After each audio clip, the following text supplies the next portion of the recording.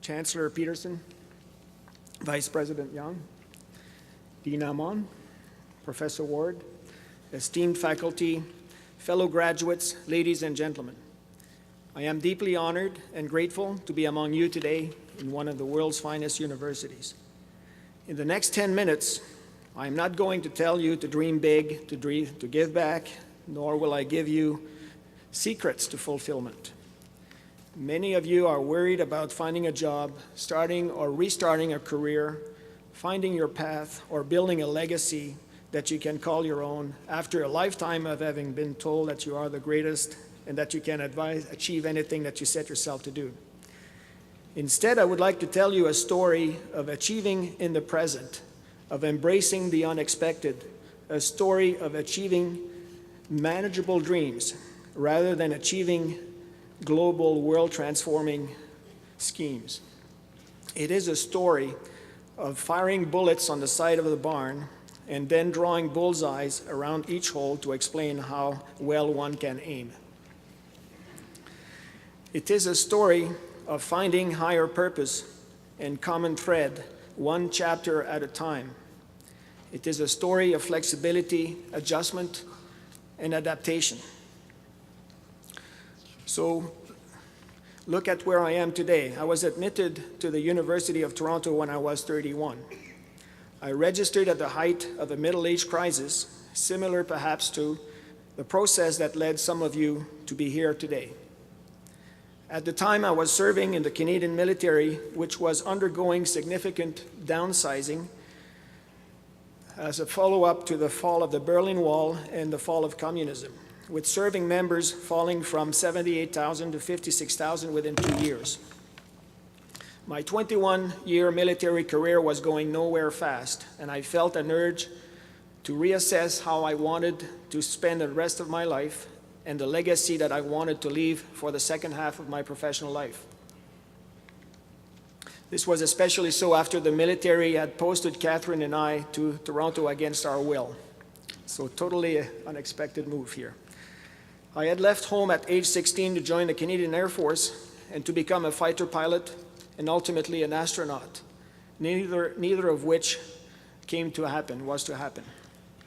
Military college was one way to get an education that parents could not afford otherwise for their child, and to get me started on the journey that I had set for myself. Now, 15 years later, going back to school at age 31, I wanted to show my children that it is never too late to change tack and to pursue alternate dreams, and that no matter how far you are from achieving your earlier dreams, it is never too late to write a new chapter, including going back to school to better equip yourself for the next pivot.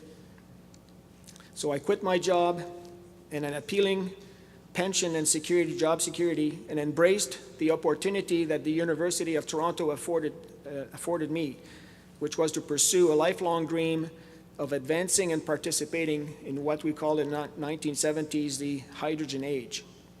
The journey ended up being professionally and financially rewarding to me and to my family, although on certain occasions it certainly did not appear that it would turn out to be.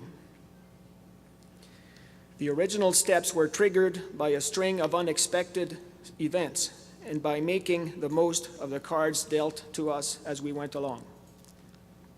Incidentally, my parents did not attend university, although my father attended chiropractor school in Chicago in the 1950s before chiropractic became university taught. My parents valued education and hard work, as many parents here today, as a life-transforming opportunity. I remain grateful to this day to my parents, Carmen and Jean Rivard, for having shown me by example the lessons of hard work, higher purpose, and values.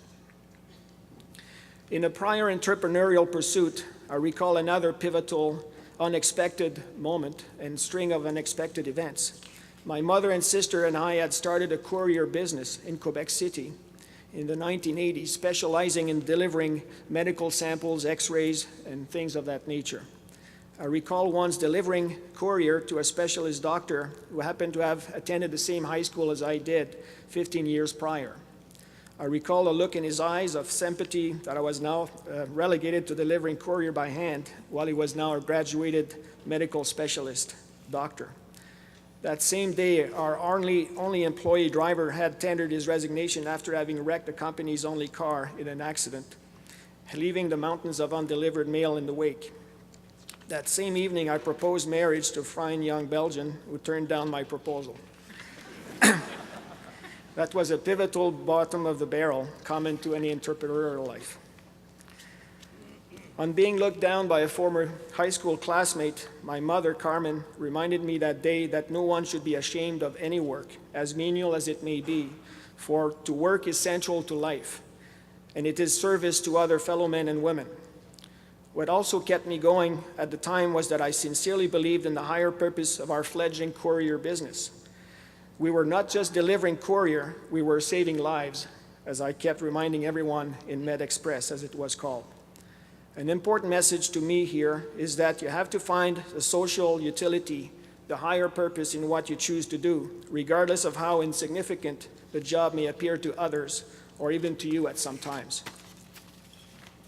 In medieval times, the best stone cutters were not those who viewed themselves as stone cutters, but they were the ones who viewed themselves as cathedral builders, who knew where the stones would fall when they were finally cut, where they would fit in the broader scheme of things. Alfred de Vigny, in 1835, recalling Napoleonic wars and military service at the time, wrote that any life and work carries its own grandeur and servitude, and it behooves us to define each in what way we choose to do. As one poster that appeared on the walls of Hydrogenic said, you become successful the moment you move towards a worthwhile cause. Now, on being spurned by a girl that I proposed to, it reminded me later in life of a story that we call in our family l'histoire du vieux chinois, the story of the old wise Chinese person. This Zen story teaches that an event which may appear as a curse one day may turn out to be a blessing in disguise later in your life. And similarly, an event that may turn to be a blessing may turn to be a curse in disguise in the long term. When you are young and most of your life is in front of you rather than behind you, it may not appear so, but it could help to remember that it may someday turn out to be true. In my case, being spurned on proposing to a young girl led to other events that allowed me to meet and marry my wife of 25 years, Catherine Paquette, and whom I continue to love more every day ever since, and whose name should appear side by side with my name on the degree conferred to me today. Catherine, je t'aime.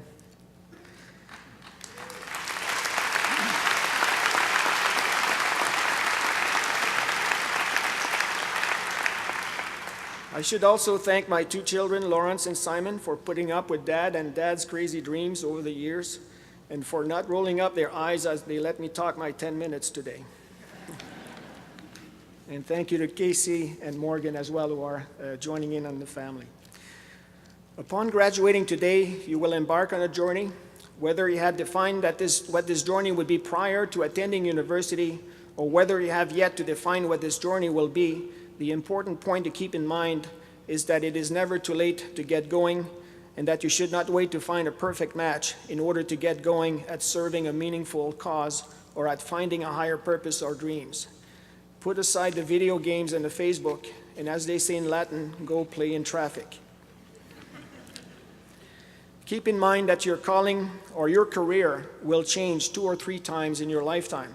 So it is more important to get going on serving some cause, something, anything, than it is to keep searching indefinitely for the perfect start. Then work on better defining the social utility and higher purpose of the particular chapter that you are writing, as it is one of the foundations of a life well lived. In the course of my life, I have been hired, I have been fired, I have founded companies, I have closed companies, but the common thread was that I always and continue to strive to be an impeccable warrior in service of a worthy cause on a day-to-day basis. In choosing a calling or a career, I would encourage you to consider clean tech and entrepreneurship. The quality of the air we breathe, the water that we drink, affects all of us equally, whether we are rich or poor, whether we are healthy or sick. We are at the cusp of unprecedented transitions in energy systems, with opportunities and threats that dwarf the opportunities found, in my opinion, in social media, information technologies, telecom, and the internet combined.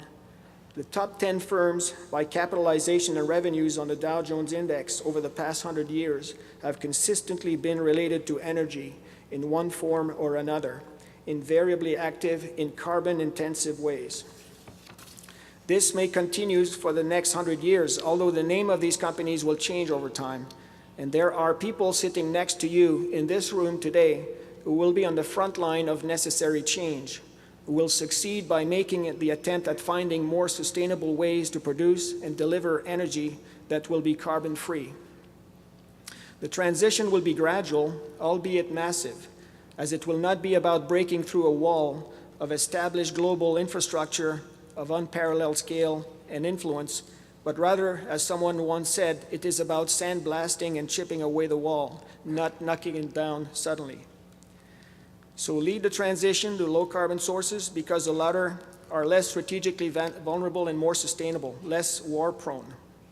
Also consider creating your own job if finding one proves difficult.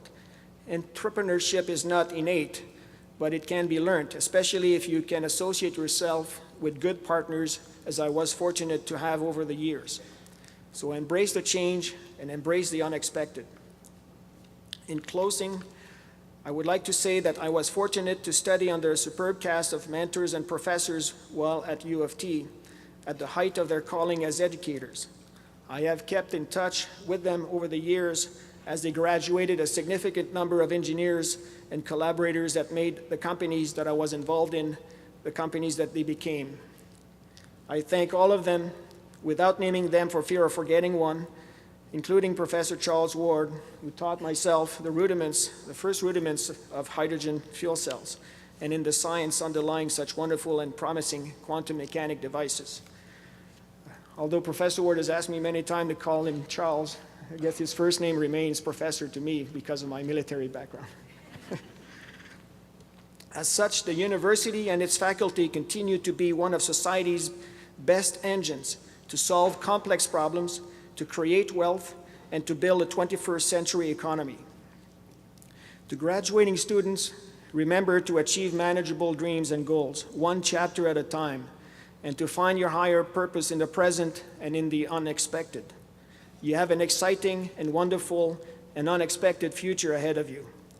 Remember the 6 L's of long, live, love, learn, lead, and laugh. Thank you.